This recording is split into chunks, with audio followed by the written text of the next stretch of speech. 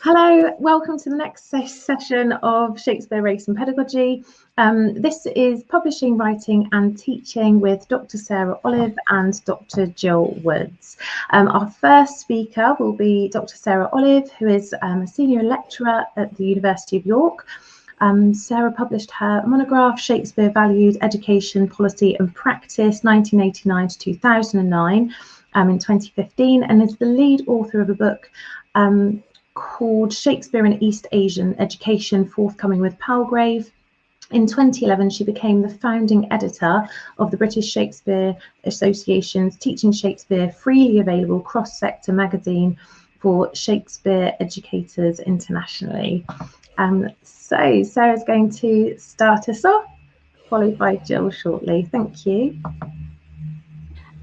Well, just to start with, thanks to Wendy for organising not just this session, but this entire conference. I can see so many, what would I call them? Like friendly, like names, friendly faces, friendly emojis in the chat box already. So that's really, really lovely. I am just going to try and enable my slides so that I can share a bit of a PowerPoint with you as we go along.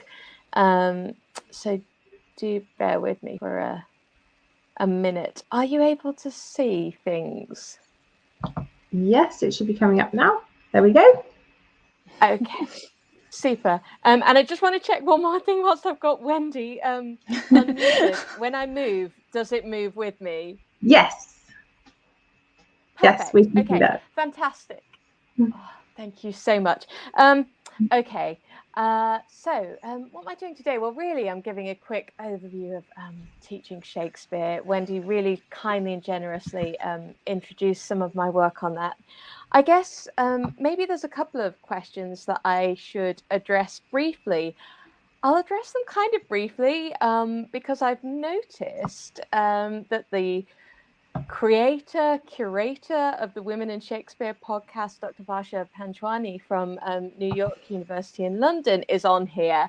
And I recently was talking with her about some of these issues, so I don't want to duplicate material too much, but of course I would direct you to listen to the Women in Shakespeare podcast and incorporate it as part of your pedagogy. So just to kind of say very briefly that teaching Shakespeare came about in some ways, not through my own impetus, but the then president of the British Shakespeare Association, Stuart Hampton Reeves, invited me, I guess off the back of my work on Shakespeare in education and cultural value, to kind of head up some sort of publication that would communicate with the teaching members of the British Shakespeare Association. So already there was an academic journal, Shakespeare, up and running and welcoming critical articles, and also directed mainly at academics. And we kind of wanted to reach out to other sectors within, I don't know, the Shakespeare industry. Does that sound too sinister? But kind of Shakespeare activity. So I guess I had kind of joked with my supervisor, Kate McCluskey at the Shakespeare Institute, about being the next Rex Gibson, which I am totally unqualified to be. I've got no teacher training qualification. I've never been a high school teacher of English, and I'm probably temperamentally unsuited for all of these things.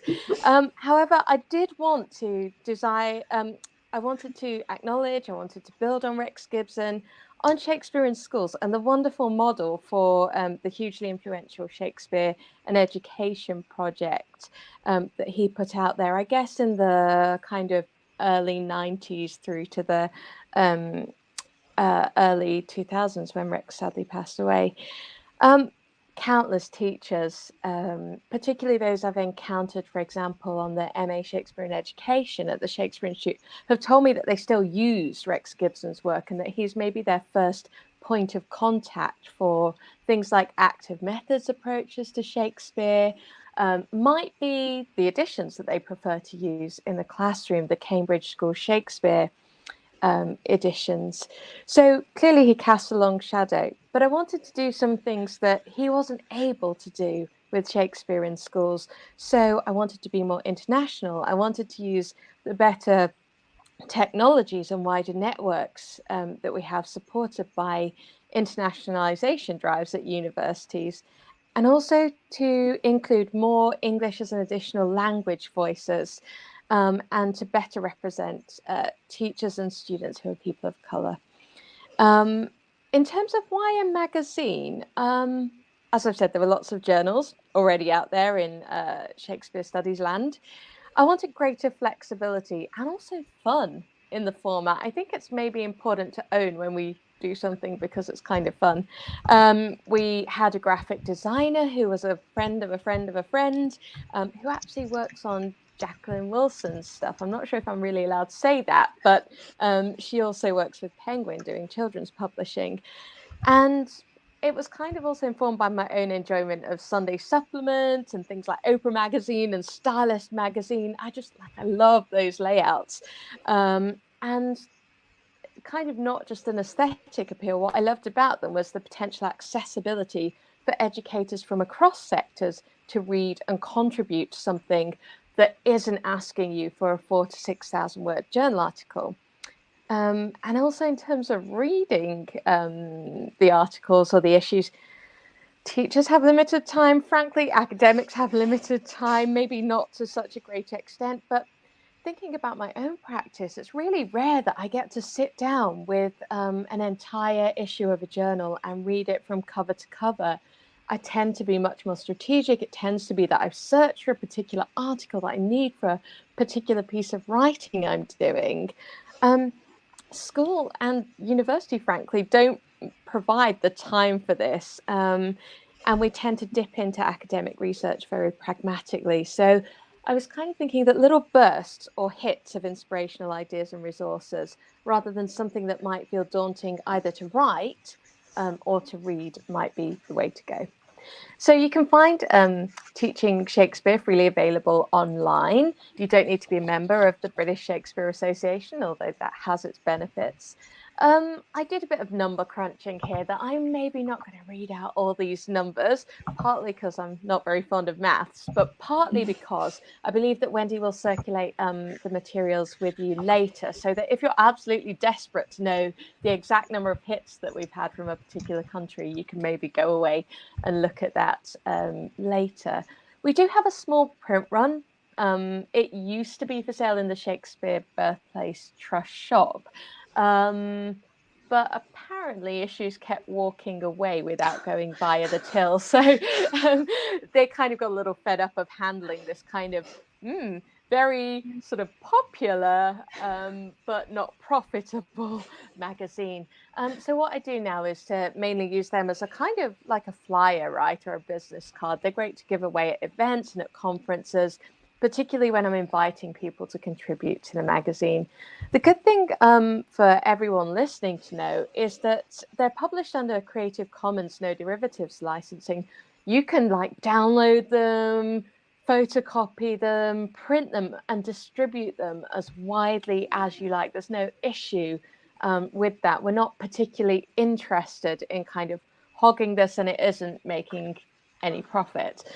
So please, like, don't feel inhibited to do what you want with it, pretty much.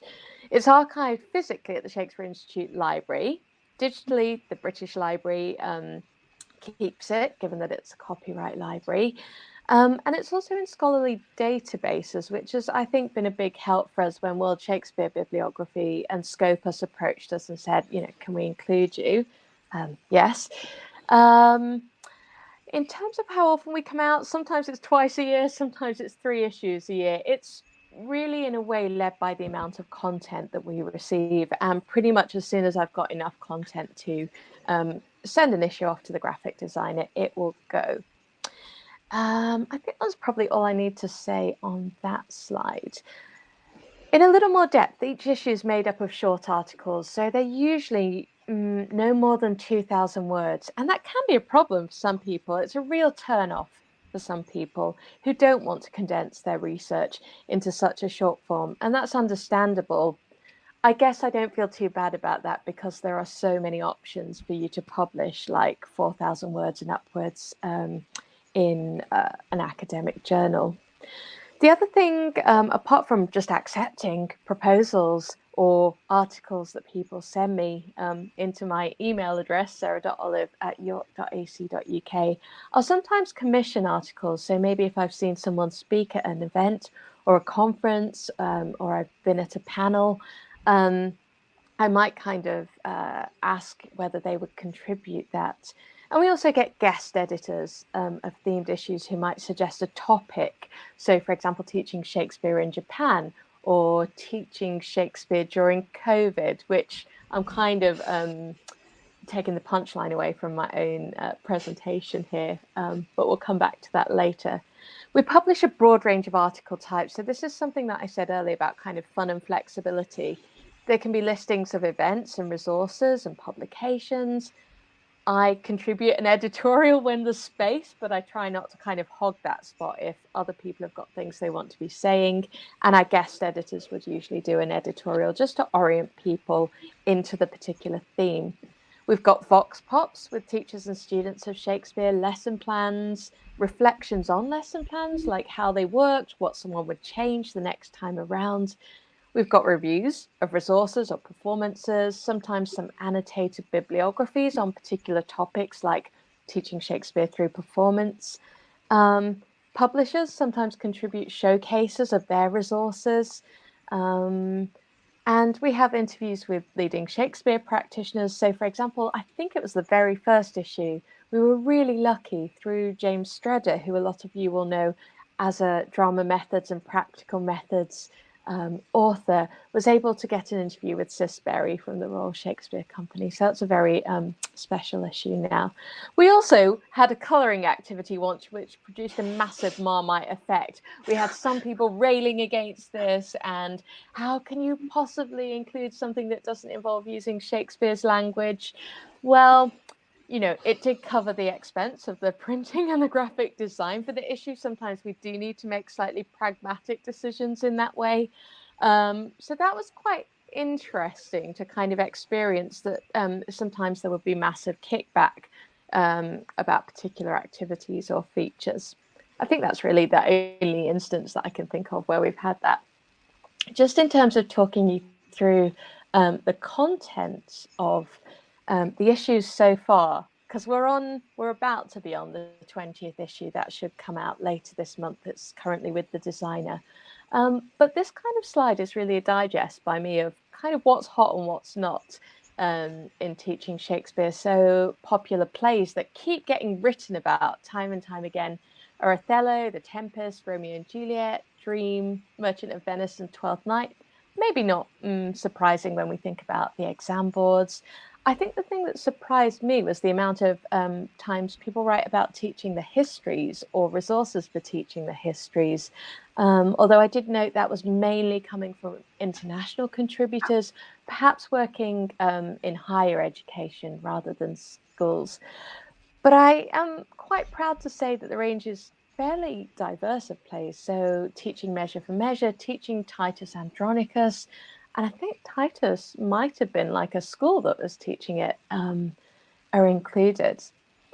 We try to include a broad range of teaching methods, although in some ways we can only be as broad as, you know, the contributors who offer their articles to us. So performance, both happening within English lessons, but also as an extracurricular activity, performance studies in history, taking a historical context, active practical drama methods I've mentioned already, literary critical approaches, so post-colonialism, for example. There's an amazing article by Sarah Smythe from Leicester on teaching The Tempest through post-colonial creative writing approaches with her English as an additional language students. Adaptations we cover, and also young adult literature. So I think I did an editorial once on vampire Romeo and Juliet and snuck it into an issue. There are critical theory approaches. I won't kind of read any more of those out, but we also have some really, I think, kind of unexpected approaches. So sensory approaches where a teacher went and sourced smells that are mentioned in Shakespeare. So it might be the smells of flowers, the smell of, I'm not going to say gunpowder because I'm not entirely sure that you'd be allowed to take that into school, but it might have been one of the components of gunpowder that they took into their school or got the chemistry lab to pull out for them.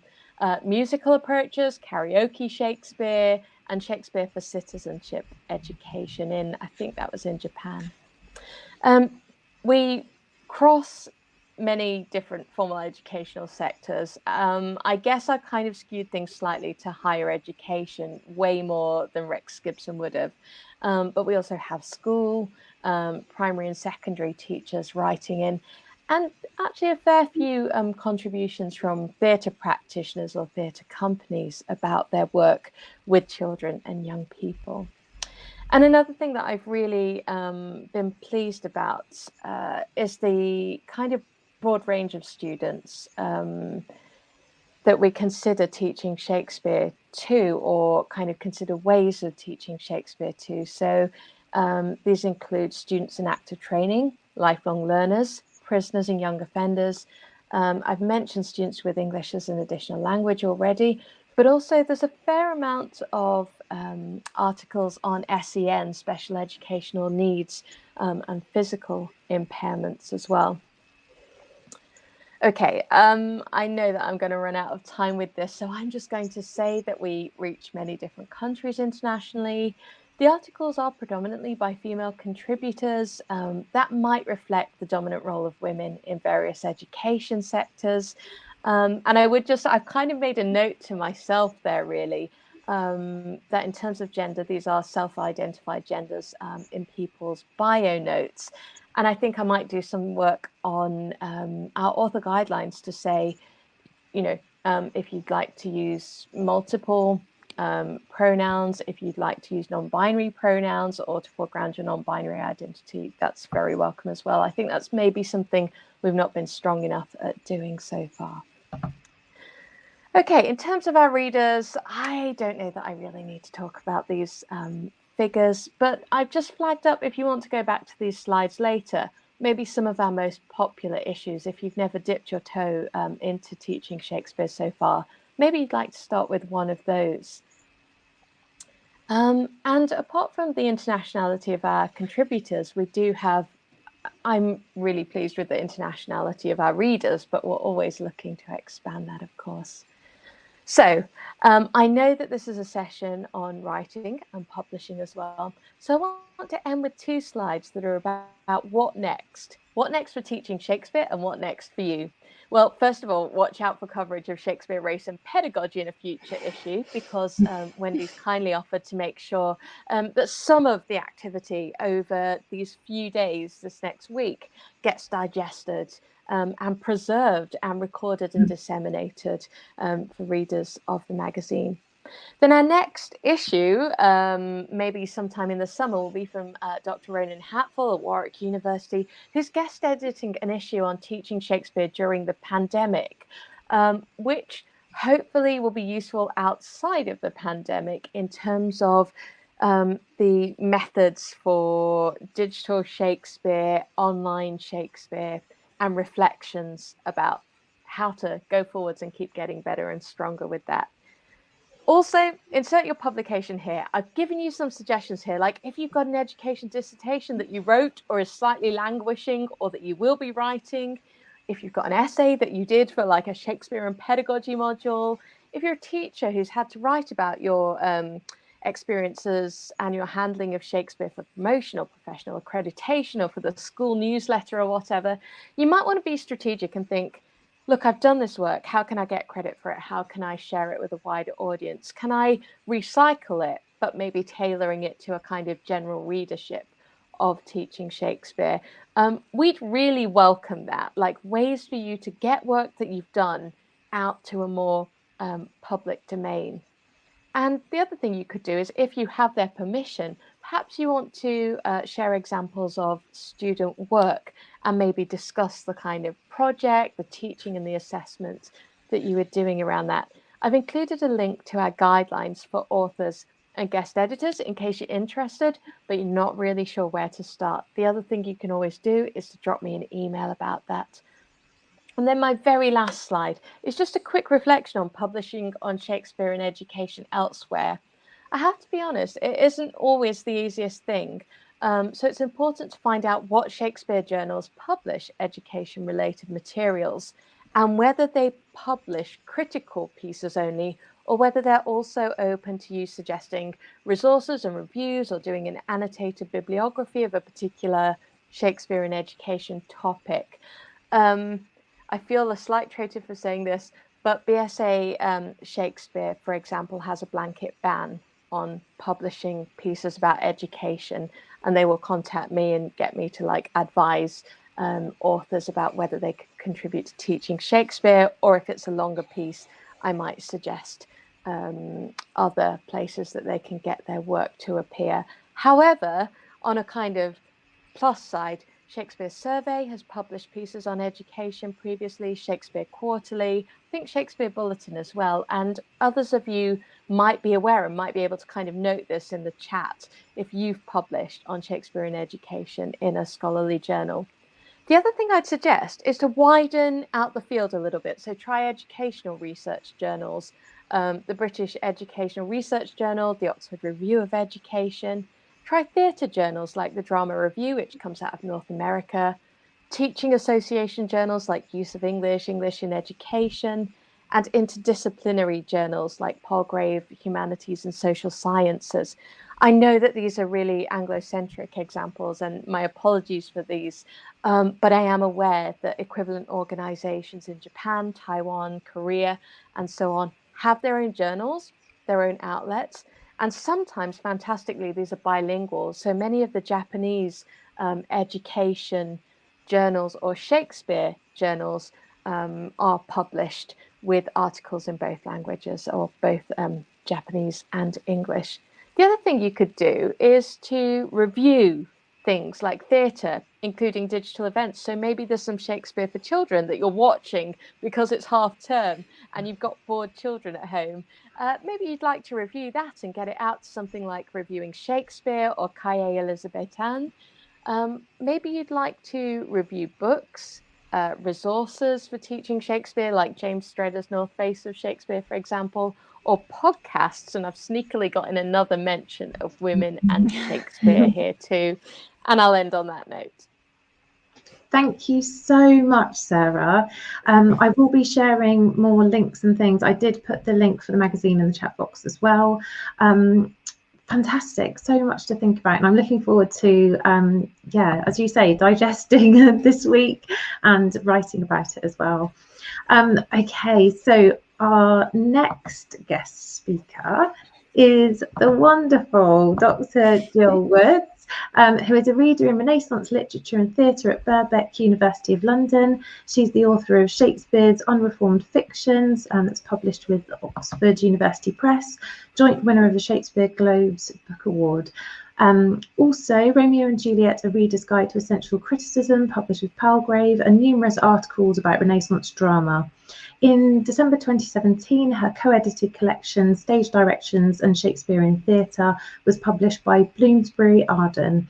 She's currently working on a new edition of A Midsummer Night's Dream for Cambridge University Press, as well as a funded monograph about Renaissance theatricalities. As founding director of the Shakespeare Teachers Conversation, she runs a seminar series that brings together university academics, school teachers, and educationalists from non-traditional sectors, with Professor Liam Semler, who I think is watching now. Welcome, Liam. She's a series editor for Cambridge University Press, Elements in Shakespeare and Pedagogy series as well. Thank you, Jill. It's all yours. Thank you. Hi, and thank you so much, Wendy, for doing such fantastic work organising this important, timely and incredibly useful event. And I also really want to say thank you to all the other speakers who've just been giving such brilliant interventions to this series. It's a real privilege to be able to speak here today, and it's great to be talking alongside Sarah Olive, especially in the context of the terrific long-term work she's been doing with the Teaching Shakespeare magazine. So yeah, Wendy has very kindly given me this opportunity to talk to you today about a new book series that I'm co-editing with Professor Liam Semler, who is saying hi in the chat, I see. So this is a series that we're doing for Cambridge University Press, Elements in Shakespeare and Pedagogy. So I'm really hoping that some of you listening today might decide to propose books to us, and of course we'll also read and use our forthcoming titles. So what follows is not so much a paper as a really kind of earnest and warm invitation to submit your ideas. So I think it doesn't really need pointing out that these are very challenging times. Within higher education, structural inequalities are continuing to damage our profession and the lives of our students. So here in the UK, a report published by the Higher Education Statistics Agency showed that between 2018 and 2019, only 0.7% of professorial staff identified as Black. So in other words, most British universities employ between 0 and 2 Black professors. Moreover, British universities aren't doing a good enough job of enabling Black, Asian and minority ethnic students to fulfil their potential. So a Universities UK report demonstrated that between 2007 and 2017, 81% of graduating white students achieved a first or a 2-1, compared with 71% of Asian students and just 57% of Black students. At the same time, English as a discipline is shrinking. So in this country, numbers of students taking English A-levels dropped by 13% between 2018 and 2019, following a pattern that's been kind of growing over a number of different years. And of course, the pandemic has rendered these existing challenges and inequalities still more acute. So many teachers, both in schools and universities, are having to work in incredibly difficult working conditions, and many are facing pay cuts and redundancies. Last year, Times Higher reported that cost-cutting measures implemented by various institutions in the wake of the COVID crisis were taking the form of a kind of bonfire of casual contracts, and that was disproportionately affecting Black, Asian and minority ethnic staff, even as those institutions were also publishing equality and diversity statements in response to the Black Lives Matter movement. So there's a huge amount of work to be done. Now, of course, initiatives and the energy of people like Wendy gives us lots of reasons for optimism. And I'm really glad that Wendy has made time for this session on publishing in this symposium on Shakespeare, race and pedagogy, because publishing is a real a kind of crucial nexus of power within academia. It's an area that's seen some positive change in terms of diversity and representation. But as we've been talking about over the last couple of days, it also seems to need much more. Furthermore, I think as far as universities are concerned, there's a tricky relationship between publishing and pedagogy. For good or for ill, publications play a pivotal role in getting academics employed and promoted. So 15 years ago, when I completed my PhD thesis, I found a pretty rigid distinction between the work that most academics did in their research and the work that they were doing in their teaching. And at its worst, that sometimes kind of translated as a hierarchy, so that the work that mattered was the research, and then the teaching was construed as a kind of add-on or chore. So that's hugely damaging to students, obviously, but I would also argue that that's damaging to research too. And I think universities and governments are becoming increasingly alert to that fact. Now, that distinction and hierarchy hasn't totally disappeared, but I have been really inspired by the incredible work that's being done by increasing numbers of younger colleagues entering the profession. Lots of them are really kind of challenging the relationship or rethinking the relationship between teaching and research, and are kind of very generously sharing their approaches to pedagogy in rigorously thoughtful ways. So I'm thinking here about people like Amberine Daddaboy, Neda Madizada, David Sterling Brown, Kyle Grady, just to name but a few. And of course, I'm also thinking about publications like Teaching Shakespeare, as well as Sundial, based at Arizona, which isn't focused exclusively on pedagogy, but which frequently publishes lots of essays, really excellent essays on teaching. So another long-term challenge surrounds the ways that as educators, we speak to one another across different sectors. So a healthy educational ecology surely depends upon good communication between different places of learning, and an acknowledgement that we can all really learn from one another. Knowledge doesn't just kind of cascade down from a certain set of elite universities. So I know I've certainly learned a huge amount from the teachers at schools and sixth forms and colleges who have been engaging in conversation with lecturers and professors at the Shakespeare Teachers Conversations, which is just an occasional seminar series that I run at Birkbeck. There have also been really kind of terrific projects in recent years that foster real links between educators in different settings. So we heard earlier this afternoon about the phenomenal work done by Nandini Das across disciplines and across sectors in her Tide project. Liam Semler's Shakespeare Reloaded project is also an incredible example of the possibilities, the creative possibilities of collaboration between schools and universities. So do have a look at the website where you'll find some really brilliant resources there. And of course, you know, books published by people like Jenny Stevens and Pam Bipley, and also Ayanna Thompson and Laura Turchi, really provide excellent models for collaboration and ways that we can think about that transition between school and universities and teaching at different levels. So it's out of that context that Emily Hockley at CUP invited Liam and me to set up Elements in Shakespeare and Pedagogy as a series that's really devoted to bringing together the fields of Shakespeare studies and pedagogical theory, educational research, and to speaking to an audience of educators across the world in different sectors. So I'll just explain what we're trying to do with this series before saying a few general words about publishing and pedagogy. So Cambridge's Elements are a series of digital-first, short-length books of about 20 to 30,000 words. So it's a format that Cambridge have been using for series in a range of different disciplines. And some of you will already be very familiar with the Shakespeare Elements in Shakespeare performance series that launched a couple of years ago. Harry McCarthy, I know, is on this in this room, in this digital room, and published a brilliant piece within that series. So essentially, this format offers an exciting possibility, I think, to produce extended work with a kind of rapid publication turnaround speed.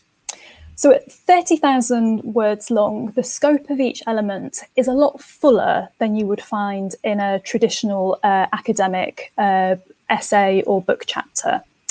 And it's also at the same time a bit shorter than a full-length monograph. So I think that gives people the opportunity to really get into detail and depth about an idea without spending the same huge investment of time that it would take to write a full-length book. So once published, Elements are then available in a kind of affordable print-on-demand format. And so I know that loads of people are going to be ordering the forthcoming anti-racist Shakespeare piece that Amberine and Neda are publishing, and I certainly can't wait to get my hands on it. But as I say, in addition to that, in addition to this kind of print format, these elements are digital first. So that means that they will be published online and sit on the Cambridge Core platform alongside things like Shakespeare Survey and the Cambridge Companions series. And so they're available to institutions who subscribe to that platform. And because they have a digital existence, that offers loads of scope for innovation. So there's lots of opportunities to embed videos or sound clips or live graphs or other sorts of digital things that you might think of. And our series, Elements in Shakespeare and Pedagogy, is of course focused on teaching Shakespeare. And so what Liam and I really wanted to do was to make a space where people could really reflect on and evaluate their teaching. And because these elements are short book length, they provide an opportunity to publish fully developed research without sort of spending years and years of your time producing a full-length book. And we're inviting people to write about anything that connects Shakespeare and pedagogy. So if that sounds very broad, that's because it is. It's a broad remit. It's deliberately so. So I'm just going to talk you through some of the different ways that authors might go about this. But if you have a different kind of approach that I'm not talking about here, then please do get in touch, because we're really keen to hear about things we haven't thought of yet. But for now, I'll just sort of talk you through some of the ideas we have thought about. So a good element might take the form of an intervention. So by that we mean you might want to focus on really practical examples of methods or activities that you could take into the classroom or other place for learning. So here, authors might report on sort of pedagogical experiments that they've done in their classes. They might share resources while also really kind of reflecting on and evaluating that material. So we want writing that not only makes suggestions for things that teachers might take into the classroom, but really sort of explores how and why they're doing that work. Other elements might take the form of explorations. So it would be really great to see examples of proposals that are tackling things like problem-based learning or group collaboration or the flipped classroom. And putting those kinds of ideas into conversation with new ideas or developing ideas in Shakespeare studies. So things like eco-criticism or digital humanities or ways of thinking about close reading or performance studies or textual studies. We really want to sort of think about what kinds of exciting cross-fertilizations might be going on there and what kind of ways forward we might have for the profession. And finally, we could also think about these elements as taking the form of provocations. So these might be philosophical or political pieces that could, for example, critique ideas of educational policy, think about the ways in which the kind of corporate interests are shaping how we teach, or how regulatory processes are shaping our students' experience in the classroom. So examples there might be if someone wanted to write about Shakespeare's position on the curriculum, or to kind of investigate how Shakespeare works in different kind of global contexts.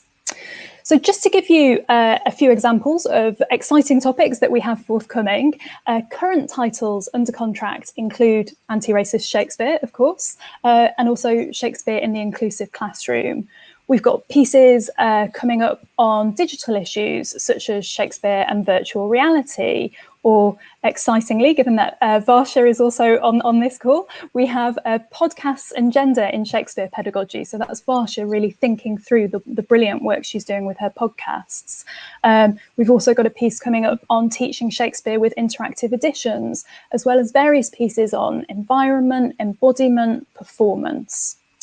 So we're especially keen to hear more proposals, to get more proposals on people working on issues to do with Shakespeare and race. So that might be people thinking about approaches to teaching race within the Shakespearean text or within Shakespearean performance, but it might also be thinking about how ideas of race, equality and diversity are playing out in Shakespeare classrooms in broader educational contexts. We'd also really love to hear proposals on global Shakespeares, people working on Shakespeare in languages other than English as well. But the key ingredient that we're looking for in this series, is that it's work that is properly addressing both sides of that Shakespeare and pedagogy pairing. So for this particular series, we don't just want a clever reading of a Shakespeare play that someone might take into a seminar room, or just a set of resources, as amazing and brilliant as that kind of thing can be. But for this series, we also, the extra element we want is an evaluation of why that material is being used. So we want pieces that are getting stuck into the processes of teaching. So not just the what, but also the how. And I think Amberine and Neda did a really beautiful job of modelling that kind of work in their presentation yesterday. So one of the great things I think about this element format is that it's very flexible, and that's giving us lots of scope for innovation. So we're also thinking about different possible authorship models here. And we've already got a number of different possibilities being taken up by people who've been contracted. So, for example, we have some pieces that are going to be singly authored pieces written by just one person per element. We also have collaborative elements, so two people joining together to work on a sort of singly voiced piece, as it were. And we also have multivocal elements where there's a group of writers responding to the same question.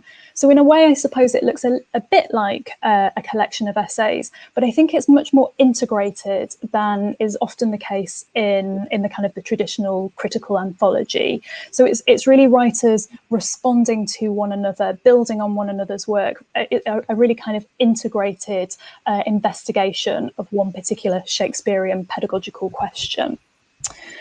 So collaboration, of course, I think could be a really great way of addressing what we've been saying about the need to communicate across different sectors. So between schools and universities, or between traditional educational settings and non-traditional educational settings like theatres or libraries or prisons or other places where teaching takes place.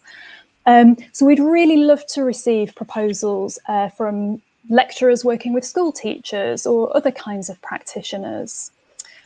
This is also a good way of, I think, investigating teaching in different global contexts.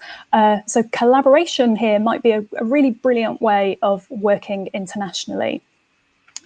Having said all of that, though, we definitely also welcome singly authored pieces. So please do feel free to submit your proposals for that kind of work too. And again, there's still space to be imaginative there. If you want to write kind of continuous prose, that absolutely will be very, very welcome. But we also have writers who are integrating interviews into their singly authored discussions, while also analysing and evaluating the material that they found there.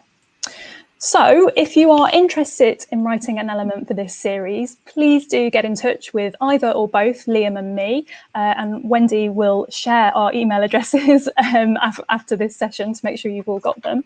But mine is g.woods@bbk.ac.uk.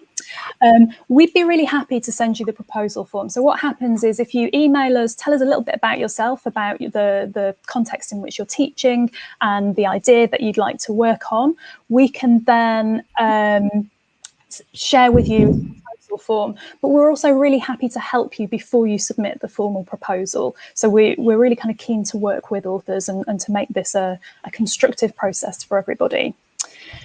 But just before I finish, Wendy also asked that I offer a little bit of advice about writing and publishing generally. So I'm going to close out briefly with that, because I'm really conscious that the process of writing and getting published can feel quite isolating and shrouded in mystery. So I'm going to offer a really kind of quick few tips that come from really my own trial and error. And I would absolutely emphasize the words both trial and error in that process. So I think a key starting point is to try to match your writing and your project to the right kinds of venue.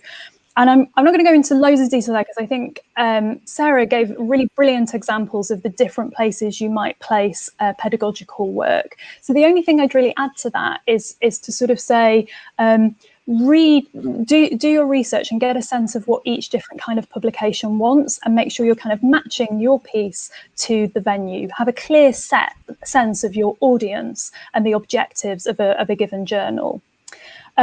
You might also, I think, want to really think about how your publication plans fit in with your career. Now, that's going to look really different for different people in this meeting. So I think Sarah's already talked really nicely and usefully about how teachers might think about that. I want to just say something also about people working at universities, because I know that we're all facing, most of us are having to kind of write to please employers in some way. And it is important to be aware of what your employers want, whether that's in the UK and it's something that fulfills a ref agenda, or whether that's in North America and it's tenure, or wherever it is, there will be some kind of requirement. So I guess my advice here would be to be really aware of what you need to do, but at the same time, keep in mind what you want to do and how you want to write. Sometimes there's going to be a happy overlap between the needs of your employer and what you want to write, but sometimes you need to be a little bit more creative about that.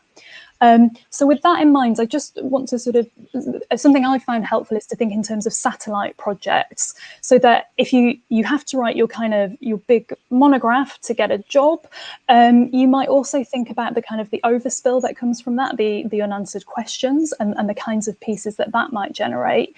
And especially with pedagogy, I think it's really fantastic to take a research question that you're investigating as part of your with your research hat on, and think about what that means in the classroom, to try that out practically. So I think just notice what excites you most, and make sure that your strategies are allowing you to be true to yourself in that regard. And then my other last bit of advice is to make sure that you've got a nice supportive writing network. So it's really helpful to make sure you've got friends who can give you honest and constructive advice about your ideas. But you might also find that setting shared deadlines is a good way of getting over the grim bit of writing, where it's, oh God, I need to produce something and I'm finding it really hard to do so. So yeah, I'm seeing that we're running out of time there. So I think I will draw things to a close there. But I just want to finally sort of really encourage people to say we need more diverse voices writing about more diverse topics on pedagogy. So please do get in touch. Thank you so much. Wow, both of you, thank you. That was fantastic and so interesting and helpful for so many people. If you do have any questions, then you can type them in the chat box or in the Ask a Question section. One thing that I have noticed, obviously doing a lot of reading and so on for my own research, is the cost of academic books is, I'm going to say it, it's shocking and worth it. They're amazing, obviously, and so much work goes into that. So I'd like you to speak on that, but also there's something that Nandini mentioned earlier, how some work is kind of kept just for universities. So articles, for example, obviously the Teaching Shakespeare magazine is available and that's great and we can access that, but not all articles are. And even in my position as a PhD researcher, trying to access some things, it's not, I can't always do that. And I find it frustrating because I just think it's a way to share work. So why hide it away? People go to so much effort to do this research and it's reviewed so rigorously, and it's of such high quality. And people are doing such brilliant work. So if you could both speak to that, really. Obviously, that's not, you're offering something different, which is so exciting and why I wanted you both to speak. But not all of publishing is like that. So first to Gill, if you could address that, and then Sarah. Sure. Yeah. I mean, I think you raise a really good point, and you raise a point that I think has become increasingly obviously problematic during this current situation, right? So I mean, I can't be alone in the fact that, you know, I'm in a very privileged position in that I work at a London institution surrounded by amazing libraries. It's not a very big university, but we have access to some really big libraries. And then COVID hits and suddenly we don't have access to lots of books, and my students certainly can't afford to go and buy those materials. So, I mean, I think this is something that people are working on. I think publishers are working on this, in that we have to kind of find a balance between allowing publishers to exist and I think paying academics for their labour, while also making sure that the people who need to read that material have access to it. So I think increasingly there's more work being done on open access venues. So I think Sarah's magazine is a really kind of brilliant example of something doing useful work. With the Elements series, when things are published, for the first 2 weeks, every element will be freely available. So if you kind of get in quickly, you can read it that way. And then, I mean, I suppose beyond that, I think it really is incumbent upon academics to make sure that they're also thinking about making their work available in a range of different ways. And sometimes, I mean, I've kind of, it was a really sort of strange experience. When you write your first book, the thing you want to do is never look at it or think about it again. But actually, you can kind of rework it, and you learn more from pitching it to different audiences and to different venues. So I have written kind of blogs and articles for the British Library that is kind of a version of the stuff that's in my book, but is more accessible, both in the sense of being free, but also in terms of just the language used. So yeah. Well, I'll try not to repeat Gill's excellent points, and it is very exciting news that we can get those get your reading on in a fortnight and sneak into the Element series. I love that idea. Let's hope that lots of things are released during the holiday period outside of term. I guess my thoughts would be to hugely empathize. It's a massive problem for a lot of the people I research with and my research participants in East Asia, for example. Their universities may not want to subscribe to journals in English on Shakespeare. They may not be able to afford to. For example, I can think of digital multimedia resources that cost 5,000 a year to subscribe to, which perhaps works quite well if you've got a very large Shakespeare and early modern department like York does, but really can't be justified if you are perhaps elsewhere.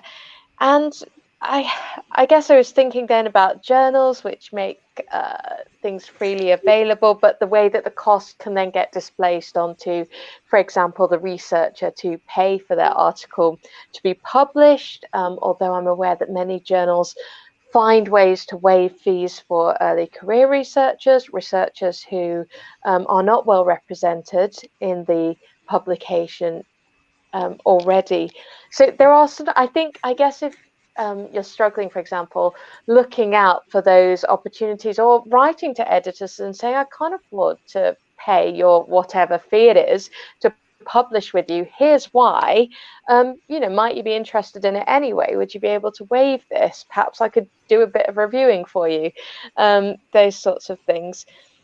And then I also, I think Gill mentioned some kind of nice ways to get bits of people's research via other methods. So, for example, by reading blog posts that they've written. And a couple of other things I do is check their academia.edu website, see if they've uploaded a pre-publication version of it there. Or it might be that if the journal is out of print now, that they might have uploaded a facsimile of the journal article. The other thing to do is to check the person's, if they have, for example, a university affiliation. At York, my stuff has to be in a research repository. It's horribly called Pure. I think the idea of one's like journal articles and books sitting in Pure is kind of weird. But it does mean that for most things, I try to make them as open access as possible. People can embargo their research on there if need be. But I think if you went on to say, I'm not just kind of promoting me, you could do this with any academic, but if you went onto my staff profile page and you click through to my research and to the Yorkshire database, you would be able to find most things that I've written freely available, admittedly in a pre-publication phase. So they wouldn't have the beautiful formatting, they wouldn't have the lovely typesetting, they might have the odd typo, know me, as well. But those are some of the ways around it. And I'm aware of, for example, other movements. I have a colleague, Emma Marsden, who started up a kind of abstract publishing service for scientific research that needed to get out to school communities. And that was kind of getting authors to write a short abstract and then to upload those digitally so that, for example, teachers could decide, do I want to pursue getting hold of this book? Do I want to pursue getting hold of this journal article before making any kind of monetary commitment? Maybe that's something we could think about doing too in Shakespeare studies. Thank you. We've had a question. These formats are amazing. However, how do we get universities, etc., to recognise these for ref, tenor, etc.? Because they tend to these as research light or satellite projects rather than more creative or different kind of research. So how do we, get around that? Yeah, so I think this is a really good question, and I'm going to be able to speak more to the ref than I am to tenure. Sorry, just where I'm based. But I think so. I think with the ref, it's really important to have a very full and frank discussion with your research leader at your university about precisely what it is you want to do and how you envisage it being used for the ref. Because my sense is, the ref gets away with things we would not be able to get away with as teachers. The grading criteria is not quite as clear as the grading criteria we have to provide. That means that there is, I think, different universities interpret what the ref wants in different ways. So I genuinely believe it would be possible to write a element on pedagogy that could satisfy the ref as long as it's research driven, because why on earth would pedagogy not be research driven? I think it's just that some people are kind of instantly frightened by this idea of pedagogy because it's the thing that happens in a different box on the, in our kind of promotion forms or application forms, but actually they can be the same way, doing the same work or kind of really integrated. And I would say as well, I've got a kind of more long-winded answer that maybe I won't get into, but I definitely think for ref, you can do impact-driven work, and an element would be a really great way of kind of closing the loop, whereby you do some public engagement work, you do work with teachers, you talk about it, and then your element or equivalent, it doesn't have to be an element, wherever you publish, it's a way of kind of closing that down and sort of showing, and this is what we learned. But it does mean having those conversations and sort of making a case for what you're doing. Sarah, is there anything you'd like to add to that? I mean, to kind of resoundingly support what Gill said, and I guess the only other things that I can think of, because to be perfectly honest, this is something I actually really struggle with. Like, I found very difficult in my own research, despite writing, research-driven articles about educational policy and pedagogy, and I might experience a slightly different so it's similar and different relationship to this to Gill, because sometimes you can be writing this stuff within an English department and people are saying, well, this isn't English literature enough for the English lit panel, whereas I get, this isn't education enough for the education panel, it's about Shakespeare. So the first one, I think, is to kind of second Gill's thing about look, ref might come and go, and the forms that it exists in will come and go, and you might move to another country where ref is not as applicable, or I don't know, a different sector. So perhaps first of all, kind of like do what you need to do and what you want to do, right? And then think about how you can fit it to the ref. This could be a high risk strategy, but that'd be a suggestion. The other thing is, for example, if you do get the challenges that I sometimes face around, like, this isn't education-y enough, or this isn't English-y enough, maybe make a case for, well, yeah, okay, but I've been doing this. Can it be part of an impact case study? Can I submit an impact case study on, for example, teaching Shakespeare to the ref? Or, okay, guys, but look, I've got a really good idea about how I could contribute to the research environment statement. So I know we often focus on the bits of the ref that are the ratings of our own journals, but there are other ways for you to contribute to your department's ref, whether it's impact case study, the research environment issue. And the other thing is to maybe, I don't know, play away, would that be the right term? But maybe ask if you can return via another department. So if you know there's another department in your university that is open to your research, that's interested into your research, it could be possible to have conversations around, well, the theatre department might be interested in returning mine. Can I return it through there? And I guess these are controversial suggestions, and they're certainly not foolproof. But they are the best I can do, I guess. Thank you so much. Wow. I think you've raised some really, really important points, and controversial suggestions can be important. Please don't write to me when you get fired, anyone, or when you don't get the promotion you were hoping for. That's why it's having the conversation first, right? That's the important thing. Know where you're going with it. Yeah. Well, I think some people said that when I first wanted to create this event, that it was a controversial suggestion, but here we are, all of us. So yeah, thank you so much. That was such a fantastic session. It was so good to hear more about your work and to create opportunities for people as well. So we're going to leave it there. The next session will be at 8 o'clock with David Sterling Brown. Thank you so much, everyone, for joining us, and thank you to Gill and Sarah. Bye, everyone. Thank you. Thank you. Bye. Bye.